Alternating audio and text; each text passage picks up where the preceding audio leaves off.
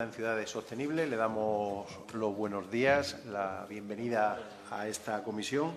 Sabe que ha sido citada para que dé su parecer sobre la ley que se está debatiendo de ordenación territorial y urbanística sostenible de Extremadura, el proyecto de ley. La comparecencia se va a sustanciar de la siguiente manera. Tiene usted 10 minutos para hacer una exposición.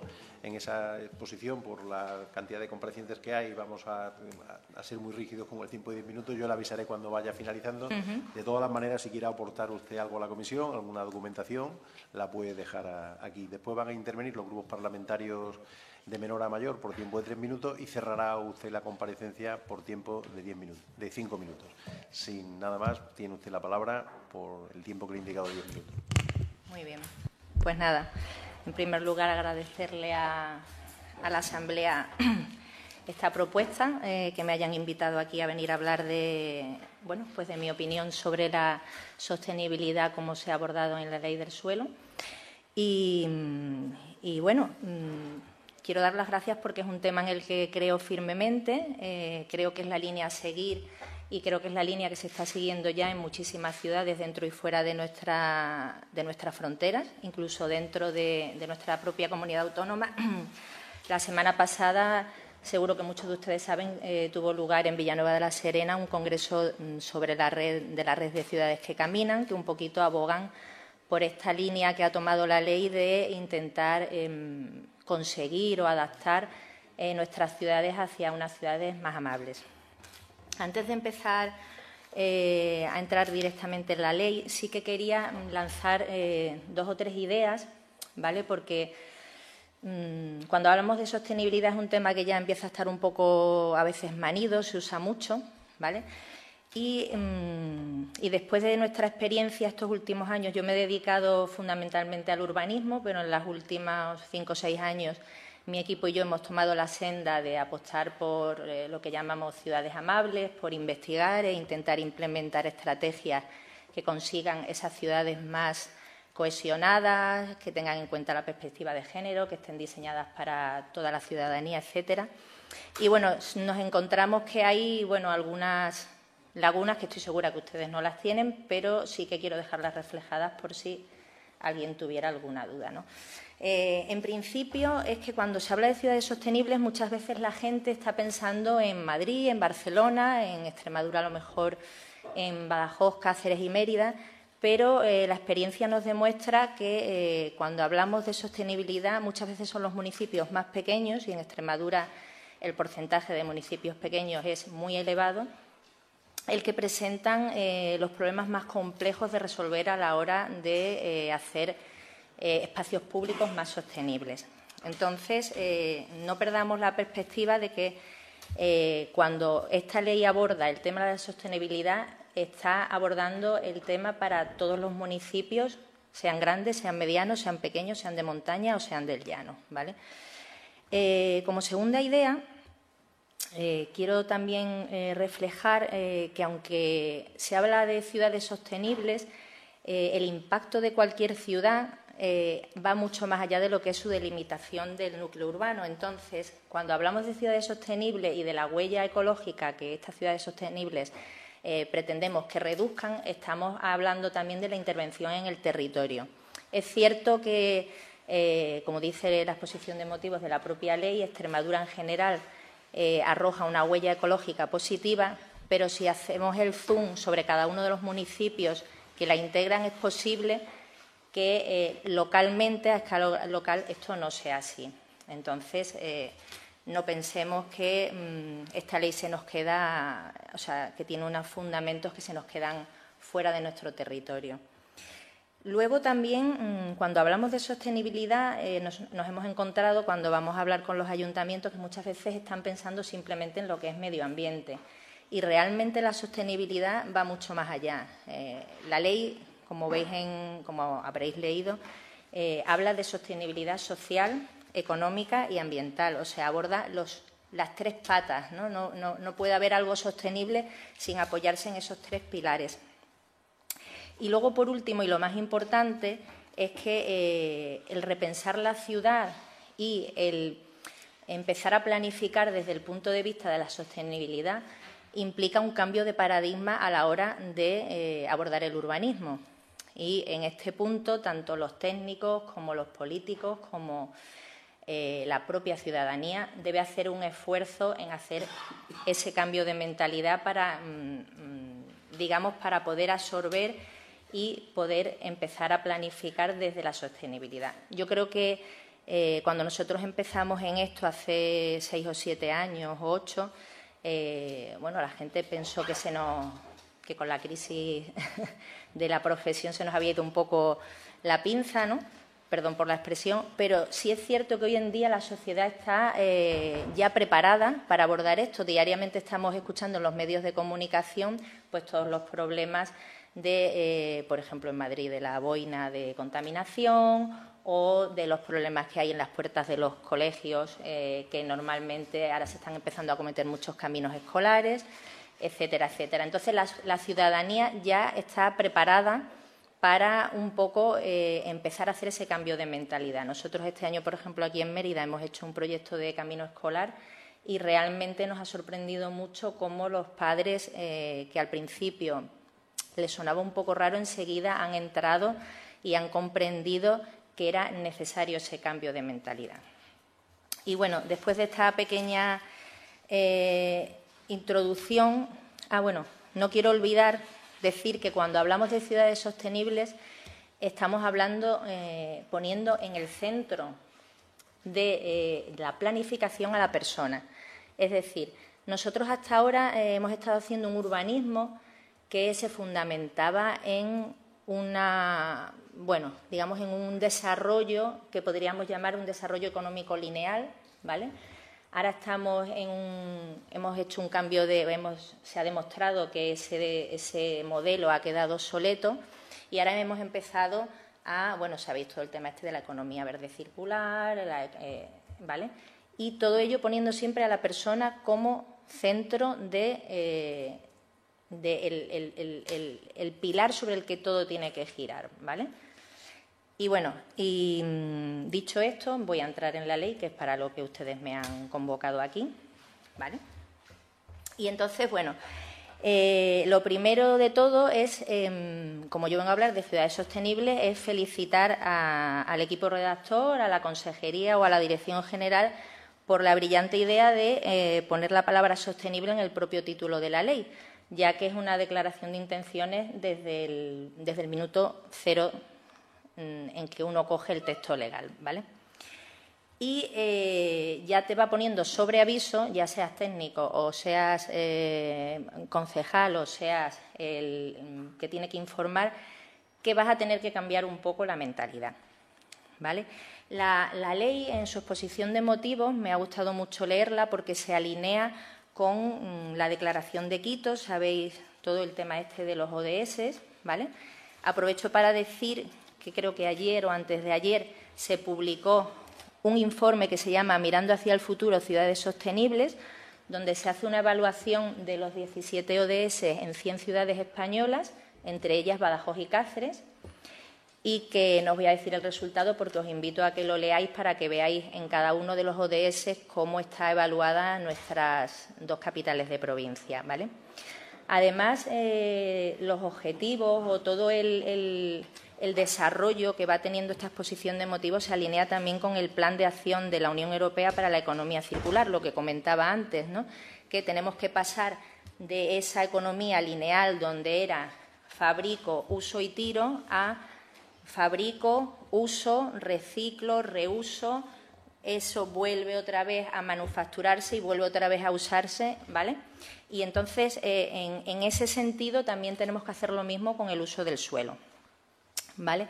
Se hacen muchas referencias en la exposición de motivos a la perspectiva de género, a la cohesión social, al hecho de que las ciudades deben estar pensadas para todos, independientemente de su condición social, de su diversidad, ya sea física, mental, social, a los niños, a los adultos, es decir, la ley está pensada para que sea para toda la ciudadanía. Entonces, eso es algo muy importante, ¿vale? Porque hasta ahora hemos estado diseñando ciudades que, bueno, en base a ese modelo que teníamos hasta hace poco, estaban un poco enfocadas hacia, digamos, un prototipo que era un varón con trabajo y normalmente entre una edad comprendida entre 30 y 55 años que iba en coche a todos lados.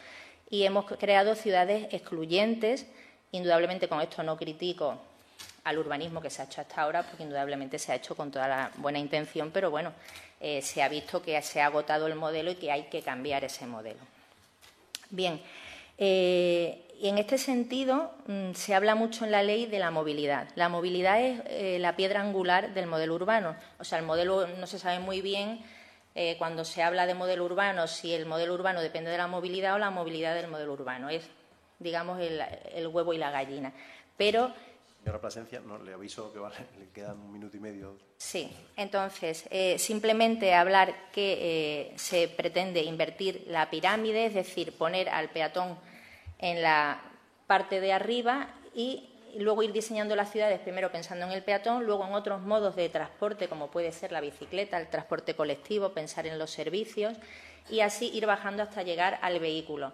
No quiere decir esto que haya que eliminar los vehículos privados, no quiere decir esto que haya que demonizarlos, pero sí es cierto que hay que invertir esa pirámide de prioridades. Por último, dentro de la exposición de motivos, me gusta mucho en el apartado 5 que dentro de los 11 principios generales que aborda la ley, los 4 primeros son los que están relacionados con la sostenibilidad, que es la participación ciudadana, el urbanismo inclusivo y sostenible, las medidas específicas de movilidad sostenible, perspectiva de género, infancia y la economía verde y circular. Y para no alargarme más, aunque tenía aquí 2 o 3 cosillas más que decir, sí es cierto que la ley no se queda en la exposición de motivos, sino que todo esto luego lo transpone al articulado y lo podemos ver en distintos artículos, como por ejemplo el artículo 2, donde dice que uno de los principios generales y fines de la ordenación territorial y urbanística es el desarrollo sostenible ambiental y económico. En los planes generales ya te introduce que uno de los documentos tiene que ser todo el tema del estudio de la perspectiva de género, estudios de movilidad, estudios de distancias, que tiene que surgir de toda esa analítica. Tiene que haber un anexo de participación ciudadana. La participación ciudadana es muy importante porque si queremos hacer un nuevo modelo de urbanismo donde la persona se sitúe en primer lugar, hay que darle voz a la ciudadanía, hay que empoderarlo. Esto no significa que sea la Carta de los Reyes Magos. La participación ciudadana es muy complicada. Nosotros hemos participado en varios procesos de participación y no significa solo dar voz, sino que ellos aprendan a escuchar, que los diferentes entes aprendan a escucharse entre ellos y lleguen a un entendimiento. Y, bueno, por ir un poco resumiendo para que me puedan ustedes preguntar, finalizar diciendo que con esta nueva filosofía de ley vamos a tener que tener hacer un esfuerzo un poquito mayor porque realmente no todos los técnicos, no todos los entes que participamos en el urbanismo estamos preparados para abordar temas como la perspectiva de género, temas como la movilidad, la ciudad pensada para los mayores. Realmente en unos años vamos a ser todos mayores y queremos tener autonomía, entonces hay que preparar esas ciudades para poder ser autónomos la mayor, si podemos hasta los 80 o hasta los 90, pues mejor. Entonces, desde aquí, bueno, pues hago una llamada a que se den jornadas de formación tanto para los técnicos municipales como para los técnicos redactores como para los propios políticos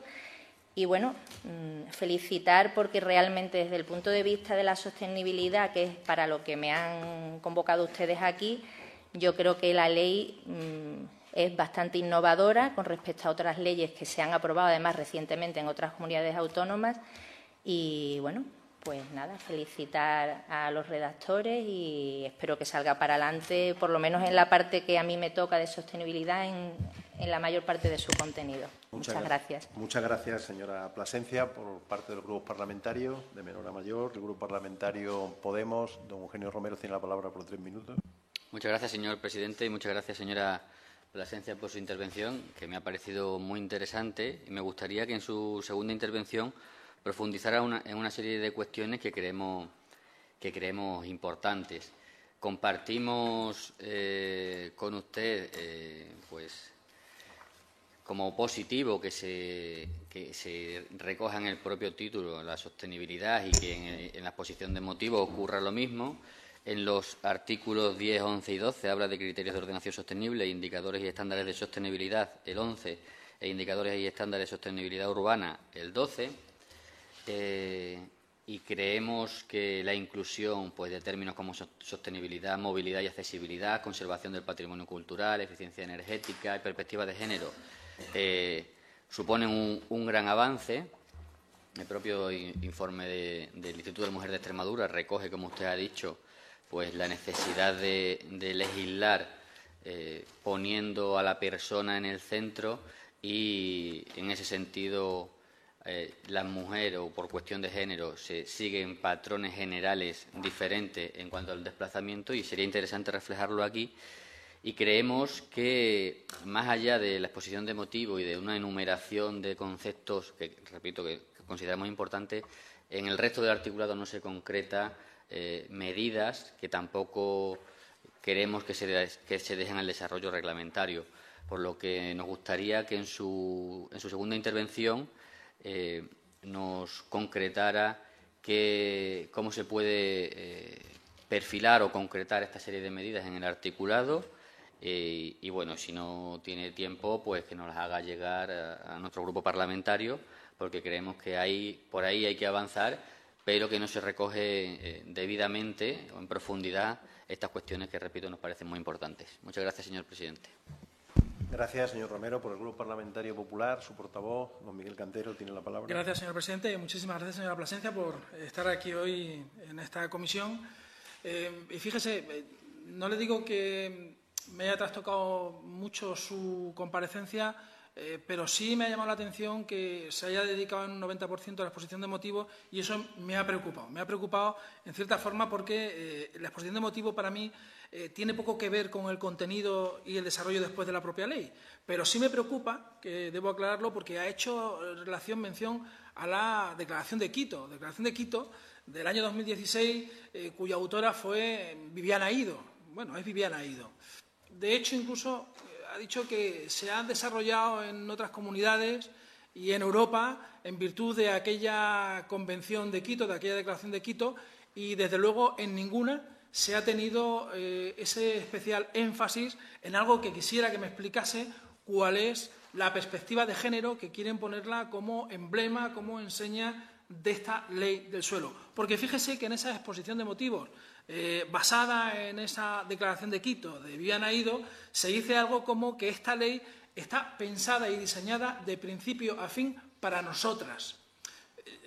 Lo voy a tomar como anécdota, no me voy a sentir excluido por el hecho de ser hombre, pero también me preocupa que si ese emblema o esa enseña de la perspectiva de género pasa por el diseño de nuestras ciudades, haciendo las calles anchas, que haya visibilidad, que la frecuencia horaria de los transportes públicos sea, bueno, pues puntual, que en definitiva eso, que en orden a la perspectiva de género, que yo lo quisiera incrementar a género humano, no género femenino, pueda ser una realidad. Me preocupa porque hacen o inciden tanto en la perspectiva de género como una cuestión política, cuando en definitiva lo que queremos desarrollar es el suelo para todas las personas, para discapacitados, para niños, para mayores. Y no ha dicho, el futuro está abocado a que cada vez haya más población mayor, y para mujeres y para hombres. Es decir, ¿por qué queremos tratar siempre de diferenciar a lo que no debe ser diferente? ¿Por qué queremos hablar de la perspectiva de género cuando realmente debemos hablar de la perspectiva de género humano? Y sobre todo esa sostenibilidad de la que estamos hablando, que también ha querido hacer hincapié en su exposición y que también se apoya en la exposición de motivos, que ya le digo, tiene más contenido político que no técnico, a pesar de que usted es una técnico y que conoce perfectamente el desarrollo. Le voy a hacer simplemente una pregunta, y es: ¿qué le parece que el artículo 139, que conoce perfectamente el texto, en relación con el 141 y el 105, que viene a versar básicamente con que aquel solar o parcela en un planeamiento, en una localidad, si no está edificado al cabo de 24 meses, el municipio pueda expropiarlo o cambiarle de titularidad para desarrollarlo él, si le parece más de Venezuela o más de España. Simplemente eso y muchas gracias. Gracias, señor Cantero. Por el Grupo Parlamentario Socialista, su portavoz, doña María Teresa Macías, tiene la palabra por 3 minutos.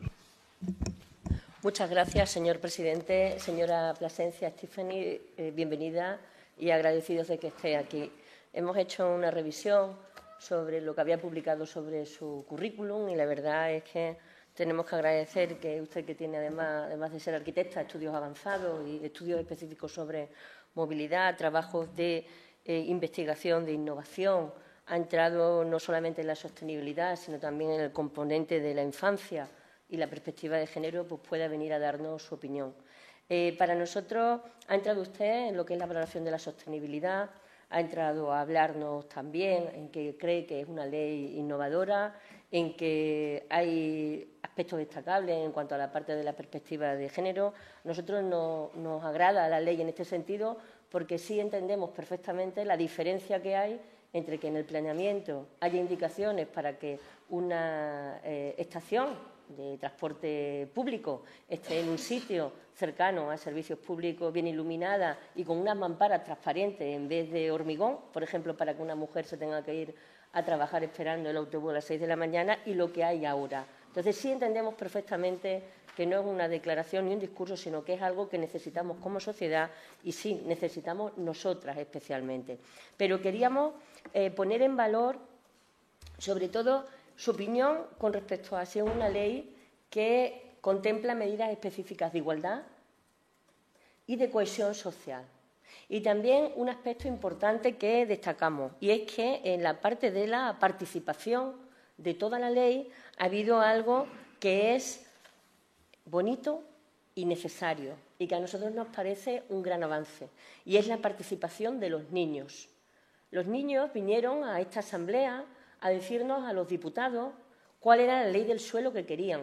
Está recogido en el libro de participación. Nos dijeron que querían equipamientos que estuvieran cerca de sus casas, con carriles bici, en espacios abiertos también, zonas verdes donde pudieran estar con seguridad y que además estuvieran conectados todos estos espacios de zonas verdes, equipamientos, donde pudieran disfrutar por esos carriles bici o esas vías seguras, esos caminos seguros a los que usted en un momento dado ha hecho referencia. Nos parece que es totalmente necesario que además los niños y las niñas asuman que el desarrollo del territorio donde habitan, de su ciudad, de su pueblo, es algo en lo que ellos han participado, porque además podrán fácilmente también respetar de mayor manera los equipamientos y los servicios que les ofrece el propio urbanismo, que también es un servicio en función de las personas.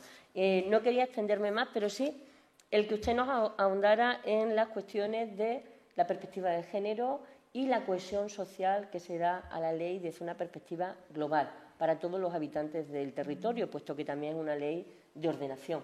Muchas gracias.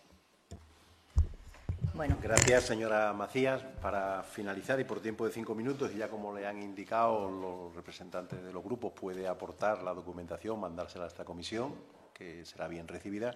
Pues para finalizar su turno tiene un tiempo de 5 minutos. Vale, muchas gracias. Bueno, veo que van todas las preguntas un poquito por la misma senda, que es la perspectiva de género.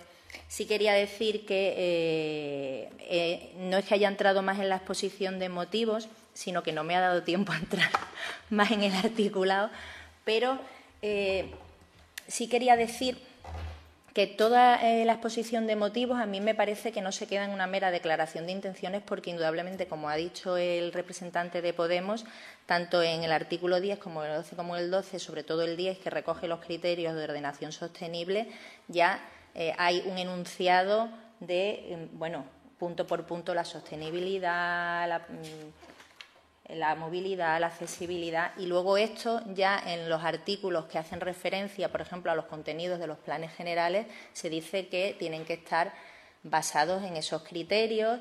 De nuevo, repito, creo que aparece que tiene que estar recogido el libro de la participación, o sea que sí que aparecen artículos.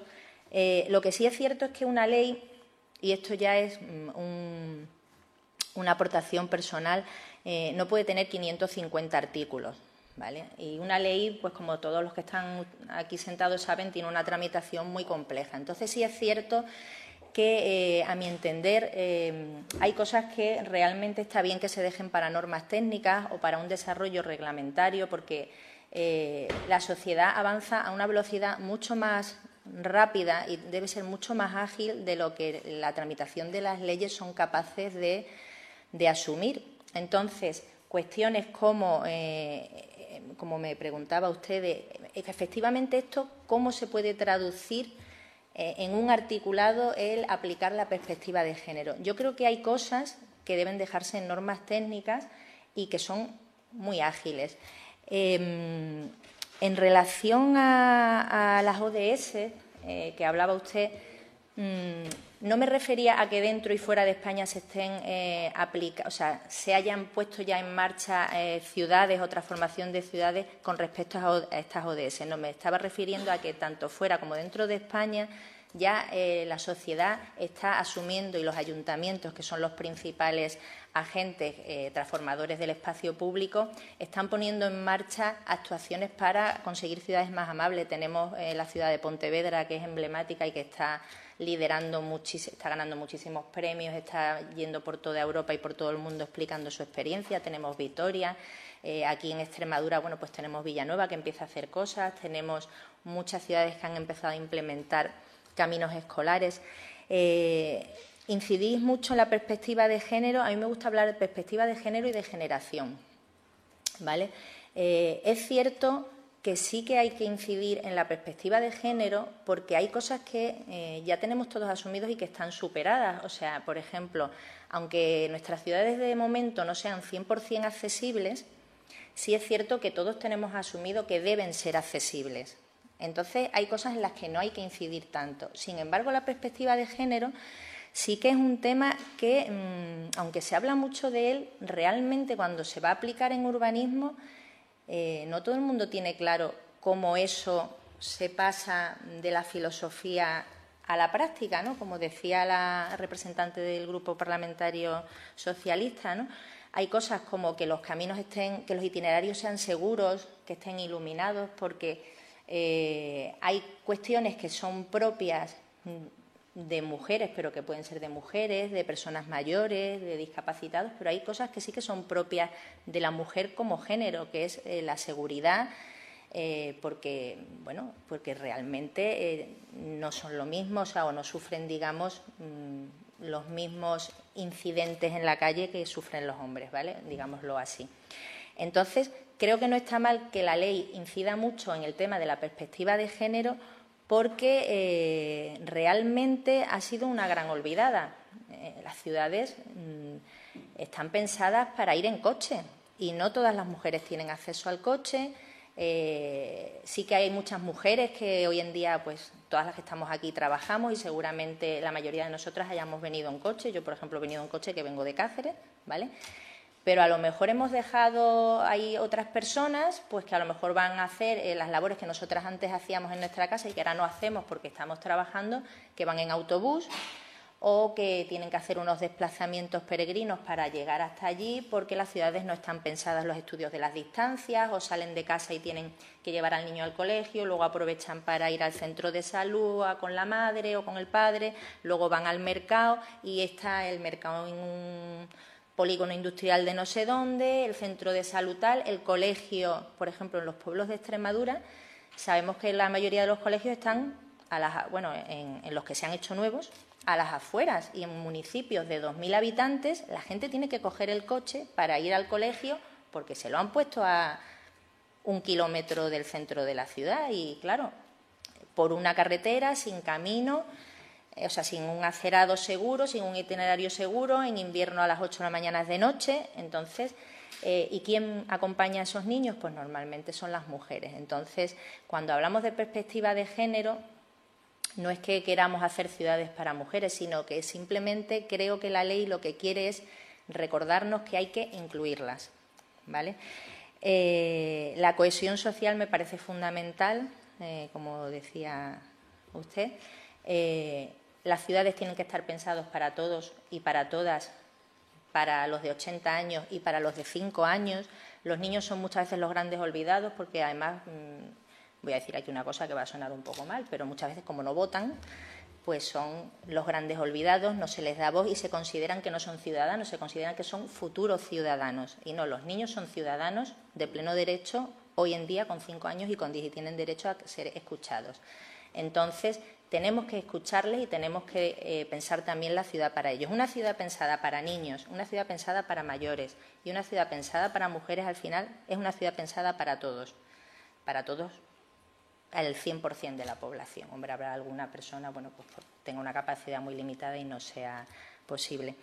Y luego, respecto a la pregunta que me hace el representante del Partido Popular sobre el artículo 124 y los que están relacionados con él, bueno, yo creo que hay muchos comparecientes que van a venir aquí y que van a poderle contestar mejor a esa pregunta, porque creo que se sale un poco del tema para el que se me ha invitado.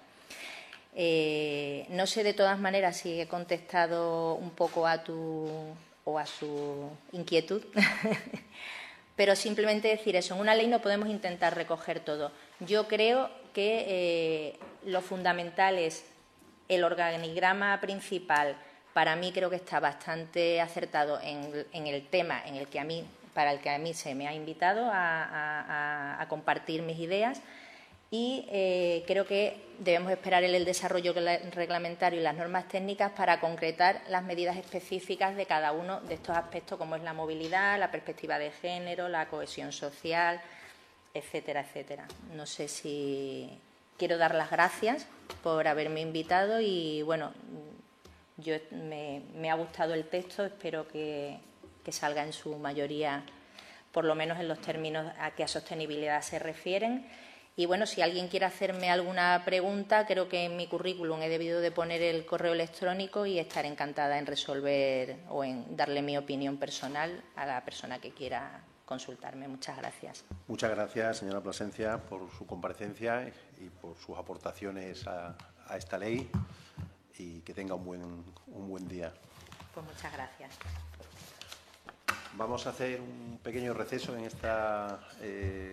las comparecencias, y también les informo que las comparecencias de esta tarde la de don Valentín Pacheco y la de don Carlos Sánchez Franco van a quedar pospuestas para mañana. O sea que esta tarde no va a haber comparecencia. La siguiente es a las 11:30, por lo tanto, pues 10 minutos y volvemos.